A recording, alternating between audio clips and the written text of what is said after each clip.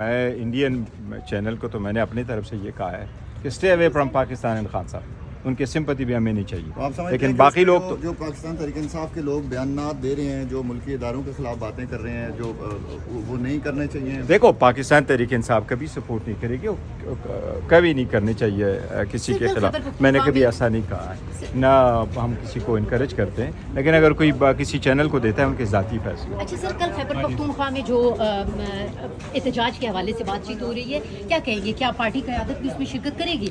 دیکھو میں سب سے یہ ریکویسٹ کروں گا کہ خان صاحب، لاسٹ ملاقات خان صاحب کے ساتھ ہوئی ہے 4 نومبر کو، آلموسٹ 1 مہینہ پورا ہو گیا. خان صاحب کی ملاقاتیں بہت ضروری ہے. آپ خان صاحب کو آئسولیشن میں رکھو گے، اس کا مطلب ہے کہ آپ 70% آپ اس ملک کے عوام کو آئسولیٹ رکھ رہے ہیں. وہ ان لوگوں کا لیڈر ہے اور ان کی ہر پارلیمنٹ میں ان کی ریپریزنٹیشن ہے. یہ بڑا غلط ہے. ملاقات ہونی چاہیے تاکہ یہ چیزیں اسٹریم لائن ہو جائے بہتر سے. میں گورنر راج کے بارے میں نے کہا ہے کہ صبح انشاءاللہ ان قانون کے مطابق چلے گا. یہ صرف چیمے گوئیاں کسی صورت پاکستان تحریک انصاف کا صوبہ KP وہ ہم سب کا صوبہ ہے، وہ کسی صورت متعمل نہیں ہو سکا گورنر رول کے. یہ لوگوں کو چیمے گوئیاں ہیں.